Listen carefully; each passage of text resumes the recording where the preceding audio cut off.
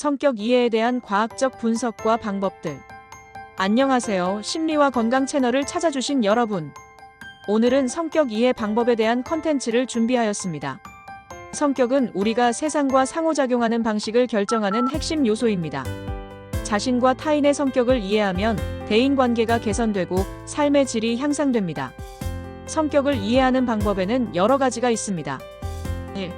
성격 심리학의 이론적 기반. 먼저 성격 심리학의 기본 이론을 살펴볼 필요가 있습니다.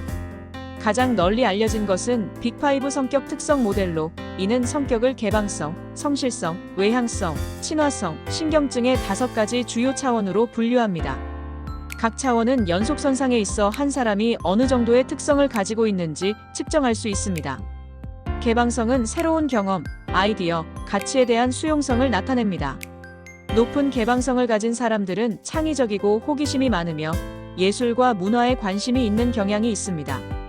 반면 낮은 개방성을 가진 사람들은 전통적이고 실용적인 접근 방식을 선호합니다. 성실성은 조직력, 책임감, 목표 지향성과 관련이 있습니다. 높은 성실성을 가진 사람들은 체계적이고 계획적이며 신뢰할 수 있습니다.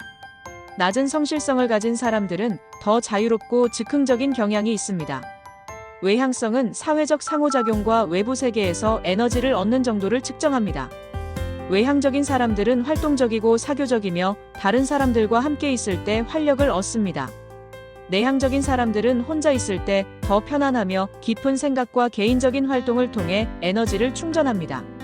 친화성은 타인에 대한 공감, 배려, 협력의 정도를 나타냅니다. 높은 친화성을 가진 사람들은 이타적이고 신뢰할 수 있으며 협력적입니다. 낮은 친화성을 가진 사람들은 더 경쟁적이고 비판적일 수 있습니다. 신경증 또는 정서적 안정성은 스트레스와 부정적 감정에 대한 반응을 측정합니다.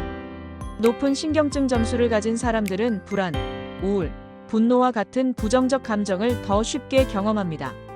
낮은 신경증 점수를 가진 사람들은 정서적으로 더 안정적이고 회복력이 있습니다. 2. 자기 관찰과 성찰의 중요성. 자기 관찰은 성격 이해의 시작점입니다. 스스로에게 나는 어떤 상황에서 에너지를 얻는가? 스트레스를 받을 때 어떻게 대응하는가? 새로운 경험에 대해 어떻게 반응하는가? 등의 질문을 던져보세요. 일기를 쓰거나 명상을 통해 자기 인식을 높이는 것도 좋은 방법입니다. 자기 성찰의 효과적인 방법으로는 매일 저녁 하루를 돌아보는 시간을 갖는 것이 있습니다. 그날의 감정, 생각, 행동을 객관적으로 관찰하고 기록해 보세요. 이를 통해 자신의 반응 패턴을 인식하게 되고 시간이 지남에 따라 자신의 성격에 대한 더 깊은 이해를 얻을 수 있습니다. 마음챙김 명상은 자기 인식을 높이는 강력한 도구입니다. 매일 10 내지 15분 동안 자신의 생각과 감정을 판단 없이 관찰하는 연습을 하면 자신의 내면 상태에 대한 인식이 증가합니다.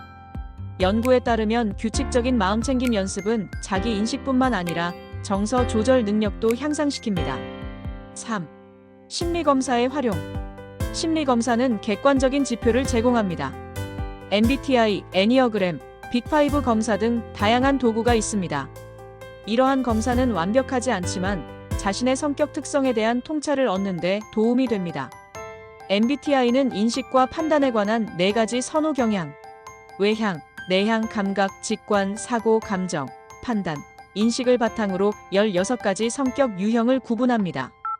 이 검사는 자신의 정보 수집 방식, 의사결정 방식, 외부 세계와의 상호작용 방식을 이해하는 데 도움이 됩니다. 애니어그램은 9가지 기본 성격 유형과 그 연결관계를 설명하는 모델입니다. 이 모델은 개인의 핵심 동기, 두려움, 욕구를 이해하는 데 중점을 둡니다.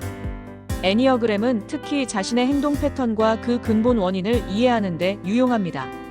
DSC 평가는 지배성, 영향력, 안정성, 신중성의 4가지 행동 유형을 측정합니다. 주로 직장에서의 의사소통 스타일과 행동 경향을 이해하는 데 사용됩니다. 심리검사를 활용할 때는 결과를 절대적인 진실로 받아들이기보다 자기 탐색의 도구로 사용하는 것이 중요합니다. 또한 신뢰할 수 있는 출처에서 검증된 검사를 선택하는 것이 바람직합니다. 4. 피드백의 역할. 피드백은 타인이 바라보는 나의 모습을 이해하는 데 중요합니다. 친구, 가족, 동료에게 솔직한 피드백을 요청해 보세요. 때로는 우리가 스스로 인식하지 못하는 특성을 타인이 명확하게 볼 수 있습니다. 건설적인 피드백을 요청할 때는 구체적인 질문을 하는 것이 효과적입니다. 내가 어떤 상황에서 가장 잘 대처한다고 생각하나요? 내가 개선할 수 있는 의사소통 방식은 무엇인가요? 내가 스트레스를 받을 때 어떤 모습인가요?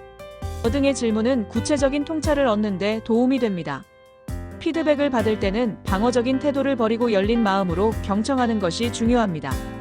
모든 피드백이 정확하지 않을 수 있지만 다양한 관점에서 자신을 바라보는 기회가 됩니다. 5.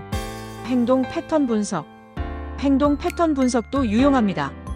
특정 상황에서 반복되는 행동이나 감정 반응을 관찰해 보세요.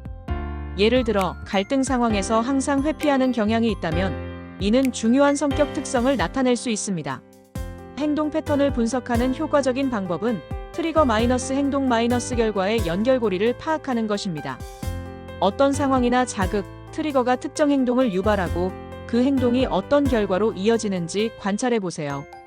이러한 패턴을 인식함으로써 자신의 자동적인 반응을 더 잘 이해하고 필요한 경우 변화시킬 수 있습니다. 예를 들어 비판을 받을 때 즉각적으로 방어적이 되거나 화를 내는 행동 경향이 있다면 이로 인해 대화가 생산적이지 않게 되고 관계가 악화될 수 있습니다. 결과 이 패턴을 인식하면 비판을 받을 때 다르게 반응하는 방법을 배울 수 있습니다. 6.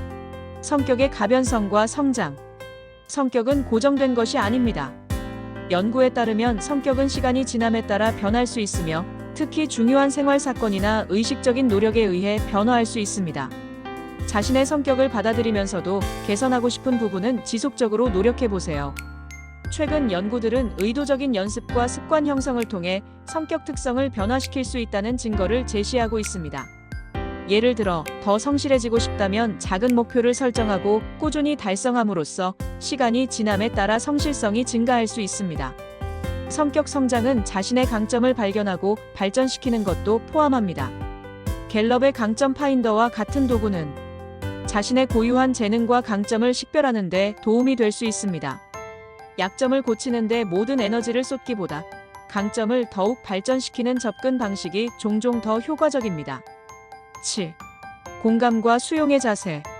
마지막으로 공감과 수용이 중요합니다. 성격 차이는 옳고 그름의 문제가 아니라 다양성의 표현입니다. 자신과 타인의 성격을 있는 그대로 수용하는 자세가 건강한 관계의 기초가 됩니다. 자기 수용은 자신의 강점과 약점, 성공과 실패를 포함한 모든 측면을 인정하고 받아들이는 것을 의미합니다. 자기 수용이 높은 사람들은 자신의 한계를 인정하면서도 자신의 가치를 의심하지 않습니다. 연구에 따르면 자기 수용은 정신 건강과 웰빙에 긍정적인 영향을 미칩니다. 타인의 성격을 이해하고 존중하는 것도 중요합니다.